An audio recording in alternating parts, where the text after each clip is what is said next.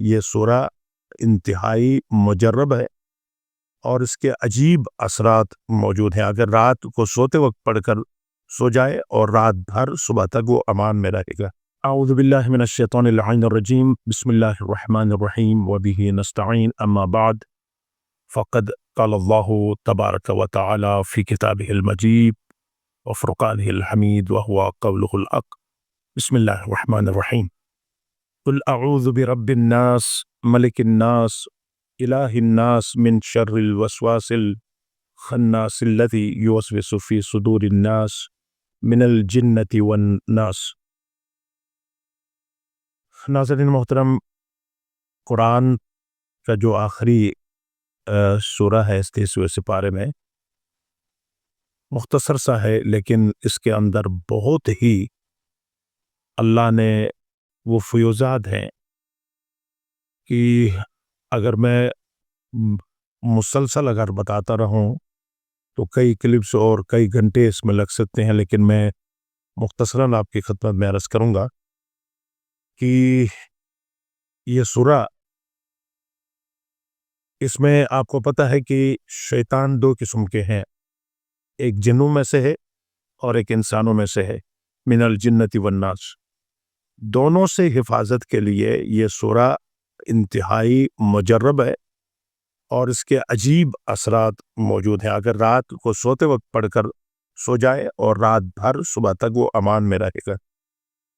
اور خصوصاً جو لوگ مختلف ڈپریشن میں ہیں، وسوسے میں ہیں، پریشان ہیں، مغموم رہتے ہیں، ہموم میں ہیں اور انتہائی پریشان رہتے ہیں، بدن کے اندر ایک یعنی ایک روح کے اندر ایک بے چینی سی پیدا ہوتی ہے اور دل کہیں پہ لگتا نہیں ہے، تو اگر کوئی یہ سورہ گھر میں اگر تلاوت ہو تو تمام وسوسوں سے محفوظ انسان کو محفوظ رکھتا رہے۔ اور خصوصاً بچوں کے لیے الصبیان ہے، ہمزاد ہے اور مختلف مخلوقات، منفی انرجی جو ہے نا بچوں کے خود کے لیے بہت مضر ہے، کیونکہ بچے چھوٹے ہوتے ہیں، معصوم ہوتے ہیں۔ اگر کوئی یہ لکھ کر چھوٹے بچوں کے گلے میں ڈال دے، باندھ دے، تو ہمیشہ وہ نظر بد اور جنوں سے اور ان مخلوقات سے وہ بچے محفوظ رہیں گے۔ اور تمام درد و آفات سے بچنے کے لیے بھی یہ سورہ صبح 2 مرتبہ اور شام کو مغرب نماز عشاء کے بعد 2 مرتبہ، یہ انتہائی مؤثر اور انتہائی جو ہے نا مجرب ہے۔ اور یہ بہترین سوروں میں سے کہ خود قرآنی عملیات میں ہے کہ حضرت نے فرمایا کہ اس سورہ کی تلاوت کیا کرو، کیونکہ اس سورہ سے بڑھ کر اللہ کے نزدیک اور کوئی چیز بہتر نہیں ہے۔ اور یاد رکھیں یہ وہ سورہ ہے جو پیغمبر اسلام نے اپنے دست مبارک سے یہ ناس اور فلک دونوں کو لکھ کر، ناس اور فلک کو لکھ کر حسنین علیہ السلام، امام حسن اور امام حسین کے لیے تعویذ بنا کر ان شہزادوں کی نظر بد اور بیماری سے محفوظ رہنے کے لیے ان کے گلے میں ناس اور فلک معوذتین کو گلے میں یعنی حسنین شریفین کے گلے میں یہ تعویذ کے طور پر پیغمبر اسلام نے ان کو عطا کیا تھا۔ اور درد سر کے لیے بھی اور مختلف امراض کے لیے بھی انتہائی مفید ہے، اور خصوصاً سر میں درد ہو تو یہ کئی مرتبہ خود ائمہ علیہ السلام معصومین کے لیے جب کوئی سر درد کا میں مبتلا ہوتے تھے تو یہ خود ملائکہ آ کر یہی سورے پڑھتے تھے اور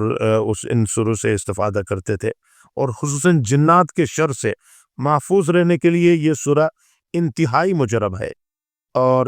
وسوسے سے ہمیشہ امان میں رکھتا ہے۔ اگر اس کا پڑھنے کا ثواب جو ہے،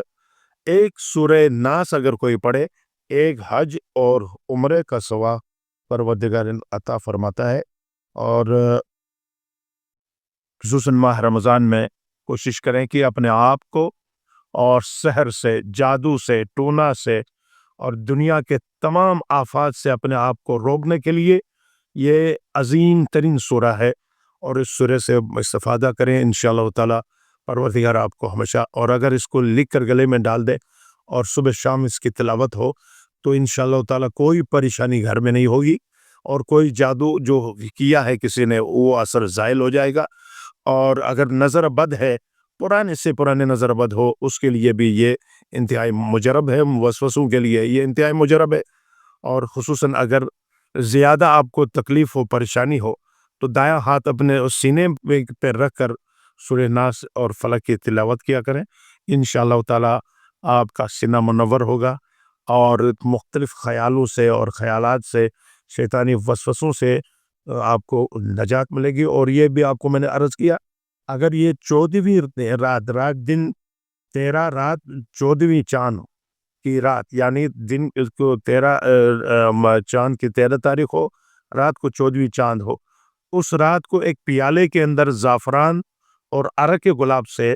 لکھ کر اس کو اگر پی لے تو یقین کریں ڈپریشن، وسوسہ مکمل طور پر دور ہو جاتا ہے. اور صرف پینا نہیں ہے، تھوڑا سا پانی بچا کر کسی برتن میں ڈال کر اسے واجب نماز کے لیے وضو کرنا ہے. تو انشاءاللہ تعالی اس سورے کے لکھنے سے صرف یہ مہینے میں ایک مرتبہ ہوتا ہے یہ نسخہ. اگر اس طریقے سے آپ کریں گے، 14ویں کی رات لکھ کر پئیں گے، تھوڑا پانی رکھ کر اس سے واجب نماز کے لیے وضو کریں گے، تو کبھی بھی جو ہے نا وہ وہم کی بیماری، ڈپریشن کی بیماری، اور جو آپ کے اندر جو وسوسے آتے ہیں، مختلف قسم کے خیالات آتے ہیں، ان سے آپ کو نجات ملے گی. والسلام علیکم ورحمۃ اللہ وبرکاتہ.